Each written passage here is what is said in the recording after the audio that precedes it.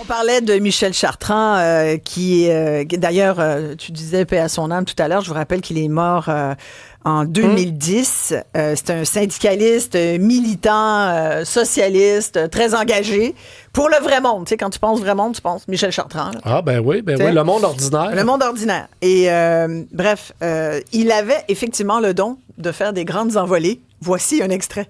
On est des arriérés, des gouvernements d'arriérés, des économistes d'arriérés qui valent pas mon cul. Puis encore s'insulter mon cul. C'est ça. C'était à peu près... oui. Fait que, tu sais, bon... Mais tu sais, regarde, c'est encore très d'actualité. Ben oui, bien sûr. Je pourrais te dire la même chose dans d'autres mots. Oui, exactement. Évidemment, on a beaucoup de commentaires. On va rappeler nos numéros, bien sûr, parce que je veux vous entendre là-dessus. Puis n'hésitez pas à nous appeler. Oui, êtes-vous d'accord avec les actions syndicales? On nous appelle au 1-877-827-2346 ou écrivez-nous au 187 Cube Radio. Maurice est au bout du fil. Bonjour. Bonjour. Oui, j'étais un ancien délégué syndical dans le milieu de la mécanique, là, pour les Teamsters, là, pour ne pas les nommer. Là. OK. Moi, je suis bien d'accord avec les moyens de pression, mais là, si on mélange le M. Chartrand avec aujourd'hui, là, on est bien loin, comme dirait Yvon Deschamps, là, des gars qui gagnaient 2 piastres de l'heure, puis qui travaillaient 60 heures par semaine. Nos fameux cols bleus de Montréal, là, pour revenir à eux autres, qui ont envahi la salle de conseil. Là, je vais me retenir un petit peu, parce que j'ai des anciens collègues qui travaillent pour les cols bleus et pour la STM. Là, nous autres, on avait un collègue, là, c'était à peu près le pire paresseux qu'on avait dans le milieu privé, là. Quand il est arrivé à la Ville de Montréal, savez-vous qu'est-ce qu'il s'est fait dire? Qu'il allait trop vite. Fait que ça vous donne ça une idée. Ils sont payés 7 heures, ils en travaillent 3. En mécanique, là, je ne ferai pas un cours de mécanique 101. Mettons qu'un mécanicien privé, il refait un moteur. Il dévisse des noix, puis tout ça. S'il a besoin de chauffer une noix, il va chercher les torches, il les chauffe. Dans le milieu des cols bleus, convention collective oblige, le mécanicien, il peut pas dévisser une noix avec chauffer avec les torches. Ça prend un soudeur pour venir chauffer sa noix. Fait que si le soudeur il est absent cette journée-là, ben la noix, elle reste là. Ça, je l'ai connu. Là. Ouais. Je me suis fait compter par des ouvriers là, des cols bleus. Il y en a un autre, il avait besoin d'une pièce. OK? Contremaître, il dit, va attendre le gars des livreurs de pièces. Là. Il va t'asseoir dans le pick-up, il va aller chercher la pièce avec toi. Parce que lui, il n'a pas de date de prendre le camion. Il n'a pas de date de conduire le camion. C'est pas sa job. Il a attendu toute la journée dans le camion parce que le gars qui conduit le camion, il était malade cette journée-là.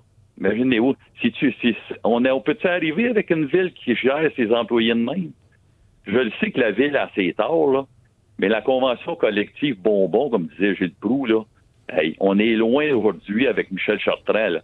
Fait que quand ils envahissent la salle de conseil à Montréal, les petits bébés gâtés, là, moi j'en ai ma claque parce que j'en paye des taxes, moi aussi, là, où ce que je reste. Là. Exactement. Je les vois aller, les cols bleus. Ouais. Là. Ouais. J'aimerais que... Là, on peut-tu s'entendre, M. Les Tourneaux, là? Ouais. On est plus pas toutes dans les années 60 avec Louis Laberge, puis Michel Chartrand, puis l'eau Charbonneau, là. Ouais. Maurice a raison.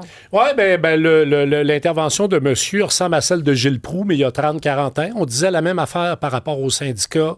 Non, ce qu'il veut dire, Maurice, c'est que les conditions salariales sont bonnes aujourd'hui. J'ai très bien compris. Alors, si c'est vrai que les employés ne travaillent que 3 heures par jour, parce que c'est ce qu'il dit, là, moi, j'en ai fait beaucoup de poignage de bain, c'est ça qu'il dit, Maurice. J'en ai fait, moi, des milieux de travail partout dans les villes, les hôpitaux, les entreprises privées.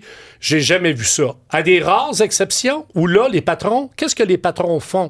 Qu'est-ce que les contremaîtres font? Si c'est vrai, pas vrai, là, que des gens ne travaillent que 3 heures alors qu'ils sont payés 8 heures, il y a un méchant problème de gestion. Écoute, il y en a qui ont été pris. Il y a un méchant problème de gestion. Ah oui, mais il y a sans doute un problème de gestion aussi. Mais t'as-tu écouté le reportage sur les mêmes cols bleus qui déneigent la ville, dont la moitié de la machinerie fonctionne pas? Ils n'ont pas l'air de dormir 5 heures sa job. Hein? Fait qu'il faut faire attention à ça. Moi, j'ai vu ça dans mon hôpital quand j'étais président de mon syndicat. Une personne qui traîne la patte, puis je dis au boss, fais ta job. Fais ta job. C'est le contremaître, là, ou celui qui est le responsable immédiat, c'est à lui de discipliner le travail. Pas la convention collective, là. Non, mais c'est souvent le syndicat qui est là pour défendre ses membres, peu importe ce que les membres font. On a déjà eu ces discussions-là sur les obligations légales des syndicats de défendre ceux qui, normalement, ne devraient pas être défendus. Même les pommes pourries. Mais on comprend-tu que quand on fait un travail syndical sérieux d'enquête, ça va arriver qu'on ne défend pas quelqu'un. Moi, ça m'est arrivé Ouais. à quelques reprises de dire Sauf à une qu'en même personne, temps- t'es pas défendable. Mais la personne peut revenir contre son syndicat, par exemple. Ben oui. Puis elle peut te poursuivre. Exact. Puis elle peut embaucher un avocat pour aller se défendre, puis c'est le syndicat qui va payer les frais de l'avocat. Oui, tous les membres du syndicat vont... Imagine. Exactement. Mais je Imagine. pense que dans le... Merci, Maurice, de votre appel. Je pense que Maurice représente quand même une bonne part de l'opinion publique qui est un peu tannée parce que la capacité de payer, il le dit à la fin, moi, là, je suis un peu tanné. Là. Il en paye beaucoup des taxes. Les gens vont dire, j'ai pas les services à la hauteur. Puis c'est vrai que les villes peuvent... Regarde l'administration de Soraya, Martine, elle arrive, puis là, elle se rend compte qu'il y a la moitié de l'équipement qui est à peu près... Bien sûr. Pas fonctionnel. c'est bien sûr. Pourquoi? Parce que l'administration d'avant, il y a peut-être consciemment ou inconsciemment, là, on va pas leur... Mais, mettons, hypothèses qui se sont Fait que ça, dit, c'est la regarde, responsabilité des cols bleus, ça? Non. Puis non, du syndicat? Non. Sérieux? Ben non, oui. non, complètement. Puis ce bout-là, je te le concède. En même temps, tu regardes les emplois. Je regarde, là. Écoute, à Gatineau, ils ont eu des augmentations salariales importantes. À Québec, ils ont eu des augmentations salariales importantes il y a quelques mois, là. Puis là, à Montréal, ils regardent ça, même s'ils sont les mieux payés, OK, de toute la fonction publique municipale, en tous les cas, là. Puis il paraît même que c'est même... ça dépasse même aussi au provincial les conditions de travail des syndiqués. Mais mettons juste que ça soit les mieux payés de toutes les villes. Écoute, c'est important, là. Tu sais, leur travail est important, Absolument. mais ça représente aussi beaucoup d'argent. Absolument. Là. Mais non, mais il faudrait poser la question au Là, président du syndicat des cols bleus. C'est quoi leur revendication? 11% Puis, sur 5 ans, ils veulent pas.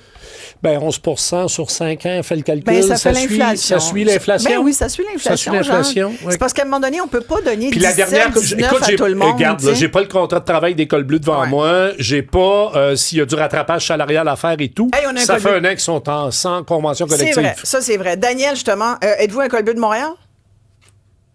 Oui. Daniel, on vous écoute. Oui, bonjour. Tu sais, qu'est-ce qu'ils disent ce matin, là? Il y a bien du monde qui ne sont pas d'accord. Ils disent qu'on est les mieux payés. Oui. Quand que la ville de Montréal-Est, ils ont 5 piastres de plus de l'heure qu'un chauffeur à Montréal, Terrebonne est payé plus cher que nous autres, Laval. Je sais pas où c'est qu'ils prennent leur chiffre pour dire qu'on est les mieux payés. Quand qu'à Montréal-Est, il y a un fonds de pension aussi, pareil comme à Montréal, les autres sont rendus à 29 et 72 $. Puis nous autres, on a juste 34 piastres et quelque chose de l'heure. Puis à chaque fois que les cols bleus sont en négociation, c'est tout le temps la même affaire. Ils nous tapent tout le temps sur la tête. Ben, par contre, quand il y a 74 cm de neige qui tombe, il y a des grosses fuites d'eau, les cols bleus sont tout le temps là, le monde sont bien, bien contents. Ben, par contre, quand on parle de salaire pour être équitable avec les autres villes, oui, il y a 15 ans, 20 ans, tout le monde se fiait sur Montréal pour faire leur convention collective. Mais la réalité aujourd'hui, c'est plus ça. Aujourd'hui, c'est Montréal est en arrière de bien des villes. Puis là, ils vont dire, oui, mais ils n'ont pas tous des fonds de pension. Ben, la plupart des villes ont des fonds de pension. Il y en a, c'est des REER. Ben, les seuls qui ont des fonds de pension, comme à Montréal, là, sont payés 4 piastres, 5 piastres plus cher que nous autres. Puis nous autres, les affaires de véhicules ne sont pas en bon état. Mais c'est pas nous autres, ça. C'est des administrations. Faut que tu mettes l'argent pour acheter des véhicules. Puis dire des affaires que l'école bleue, ils maganent la machinerie pour faire des moyens de pression. Ça, c'est du passé, ça. Il y a 15-20 ans, peut-être qu'on voyait ça. Bon, aujourd'hui, avec les nouveaux qui sont tous rentrés, les jeunes puis tout ça, là, c'est pas des affaires de mauvaise foi de briser les camions, là. Si les camions brisent, c'est parce que la flotte de camions est rendue tellement vieille qu'on n'a pas le choix. Fait que vous êtes d'accord avec le fait que il y a des cols bleus qui soient rentrés au conseil de ville pour faire valoir le fait que leur rémunération était insatisfaisante. Vous êtes d'accord avec votre syndicat là-dessus? Puis vous seriez prêt même à faire une autre grève comme on a déjà connu à Montréal? Ben, à Montréal, la seule grève que j'ai connue, là, ça fait longtemps. 2015, Ouais. je me trompe pas, ou en 2010. Ça fait très longtemps. Non, il n'y en a jamais eu de grève. Puis oui, on va souvent dans les conseils municipaux, mais il n'y a pas de grabuge. On va là pour faire valoir nos points, puis dire vraiment qu'est-ce qui se passe. La plupart du monde qui appelle, là, c'est pas tout le temps des cols bleus non plus qui appellent, là. Les citoyens pensent tant qu'on est les petits bébés gâtés. Ben, la réalité, là, c'est plus qu'est-ce que c'était avant, là. Mais quand même, Daniel, on va dire, là, mettons que vous n'êtes pas les mieux payés, parce que là, je cherche effectivement la source et j'en ai des qui datent quand même d'une couple d'années, fait que je suis moins à l'aise. Mais mettons qu'on va dire que vous êtes quand même parmi les employés municipaux les mieux rémunérés. Ce que je vois là, récemment, selon les données de l'année de 2025, fait que c'est quand même relativement frais. Salaire moyen de 74 000. Avec les avantages sociaux, c'est près de 96 000 $. Il y a évidemment certains cols bleus qui font beaucoup de temps supplémentaire puis qui sont au-delà, là, qui font il y a même du 150 000 $. Là. Il y en a quelques-uns, là, ils sont très peu, mais il y en a quand même là, qui font quasiment le double du salaire moyen. Mais c'est quand même beaucoup d'argent, vous reconnaissez, c'est les citoyens qui payent. Là.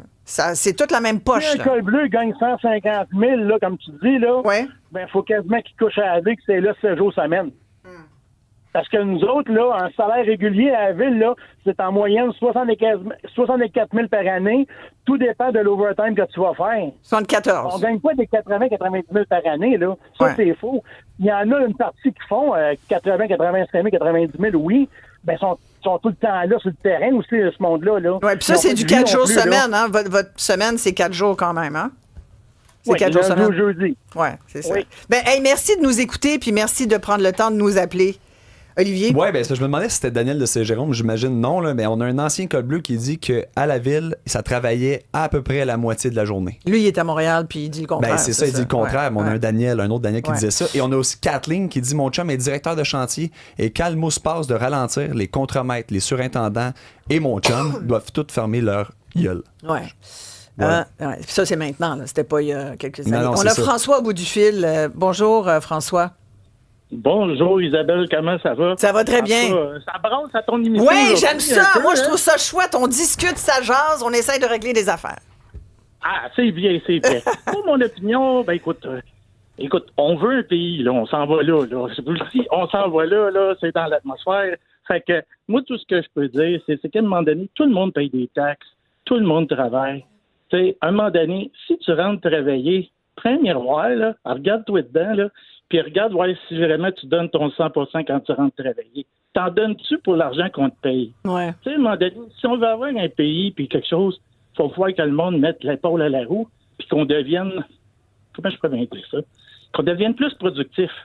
Tu sais, qu'on arrête vous avez dit un gros mot, là, productivité. Ouais. Ouais, ça va pas trop bien avec les syndicats, là, mais...